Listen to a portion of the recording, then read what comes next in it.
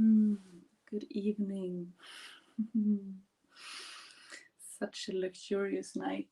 I am airing from the spa Yasuragi, where we hold kind of this private, our own retreat ceremony, like 3-4 times a year, I think now. Me and my partner Annika, and it's such a lovely place to enter spring and to look back on the year and see which seeds we have sown and what wisdoms have come from winter, and just being in the soft holding water together.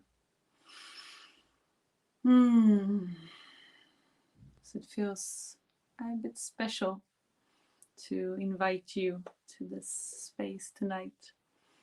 A very private and intimate space.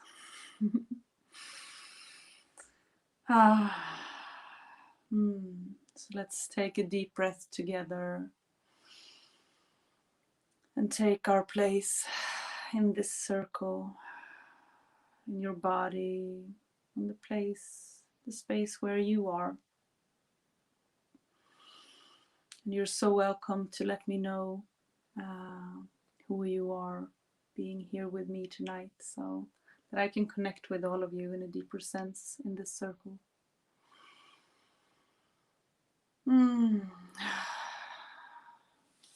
Yesterday we were reading about the spiritual practice of practice of intentional prayer, and that's where we step in today to go into the practical part of that. When we pray with intention, we don't focus on how our prayer will be answered, but instead we stay focused on the what and why of our prayer. Because if we are caught up on how or when our prayer will be answered, then we're really just getting caught up in the make-believe scenarios of how and when our human desire wants something to happen, and not on how the Great Spirit needs it to happen, to be in alignment with the sacred hoop of life. Hi Carrie, and hi Kattis. Beautiful to have you with me. Such richness. The Creator is not in a hurry. We are. We need to have faith and allow the divine laws of the universe to deliver us what we need based on our highest and best good. In the first couple of lines of the spiritual practice for an intentional prayer, we're calling in our grandfather and grandmother, which are representatively, respectively, the collective wisdom of the cosmos and the healing compassion of the earth. We'll use this outline to connect our genuine voice with our intentional prayer and repeat it over and over. When it begins to flow effortlessly, we can customize it and make it uniquely our own.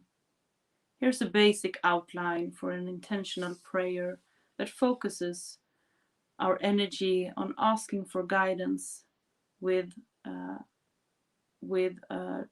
troubling issue. Begin by calling in your council of spirit guides. Grandfather, I'm calling on you. I need your guidance now. Grandmother, I'm calling on you. I need your guidance now. Ancestors, I'm calling on you. I need your guidance now. Creator, I'm calling on you. I need your guidance now. State your prayer in simple terms. I'm facing, and explain the troubling issue, and I don't know what to do. I bring this issue to you for your guidance. Please bless this prayer with clarity, protection, and favor the highest and best good for all. And then pray for the mother. And please bless our Mother Earth with healing and protection, and ease the suffering of all her children. And then close with gratitude and remembrance. I am grateful. Mitakaye Ayasin. Such a beautiful way of praying, and I feel Doug is describing a very simple outline to work from and find in to your own way of praying and connecting with the universe. And that's the last of chapter 3 about East. And I think we step into the next chapter today. Itokagata, South, the breath of life. Listen to the air. You can hear it, feel it, smell it, taste it. Wonia Wakan, the holy air, which renews all by its breath. Wonia Wakan, spirit, life, breath, renewal. It means all that. Wonia, we sit together, don't touch, but something is there. We feel it between us as a presence, a good way to start thinking about nature. Talk to it, talk to the rivers, to the lakes, to the winds, as to our relatives. John Fire Lame Deer.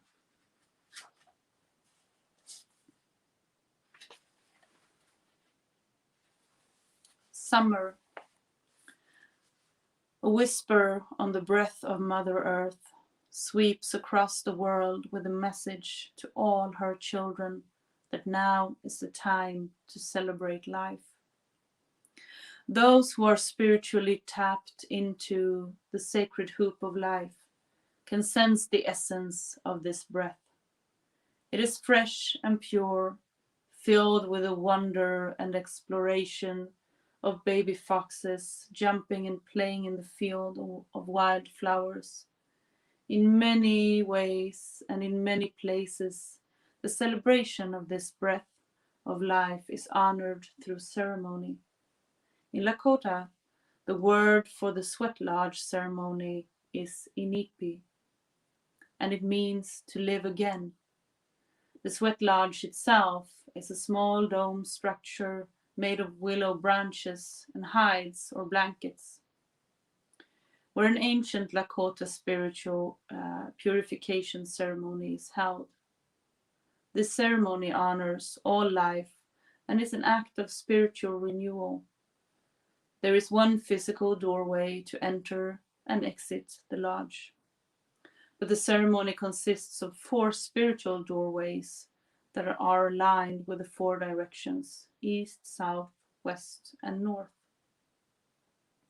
The south doorway is where our ancestors, elemental spirits, and other spirit guides enter from the spirit world.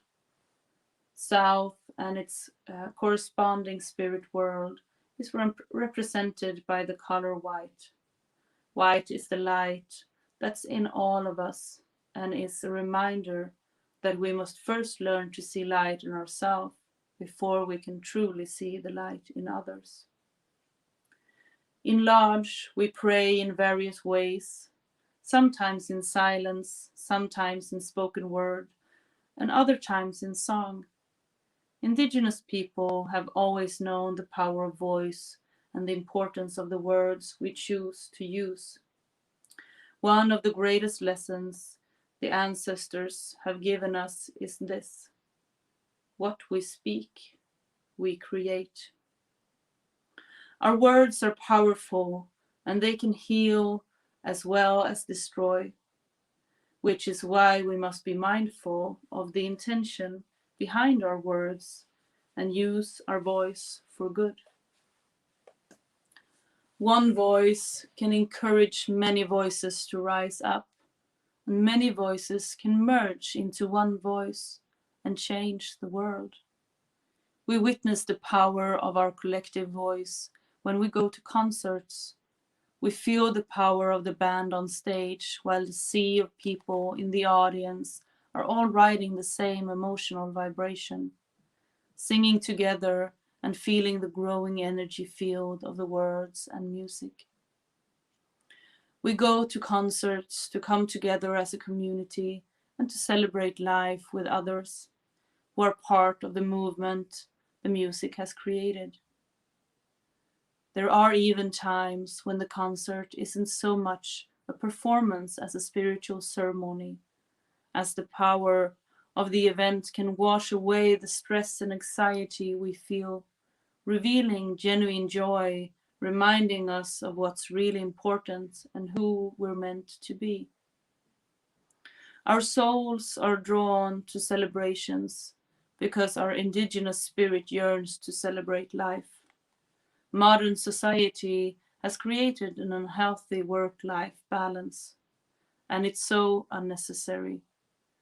If we're being honest with ourselves, most of the jobs that we do don't contribute to the essence of life or Mother Earth in any significant way. They matter in the sense that they put food on the table, and of course, there are significant roles that make up the backbone of our communities: mothers, caretakers, healers, teachers, and artists, and those who provide food and security. But too often we get caught up in our jobs and don't realize that much of the time we're doing stuff for the sake of doing stuff. We're so busy doing, going, doing, that we forget to simply breathe and be. Millions of people are waiting too long to celebrate life. They're spending their lives detached from spirit and suffering from a sense of quiet dissatisfaction that's always lingering in the background. It's imperative that we stop making the mistake of thinking we have more time than we actually do, because one day it will be too late. We are alive at this very moment. Celebrate that fact, however you want, in any way, large or small. In that celebration, slow down and notice the beauty of life itself. Do something thoughtful, do something exhilarating. Just let the universe know that you're still here, that you're alive and kicking. Beautiful message to celebrate life, and it goes so well with the conversations we've had today of gratefulness, to see the small things in life and embrace the magic that exists everywhere all the time.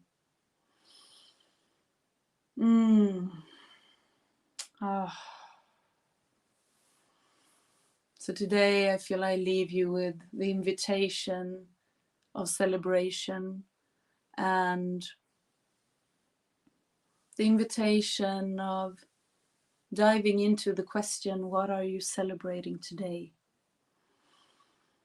Large or small? What is the celebration in your life right now? Today I celebrate love.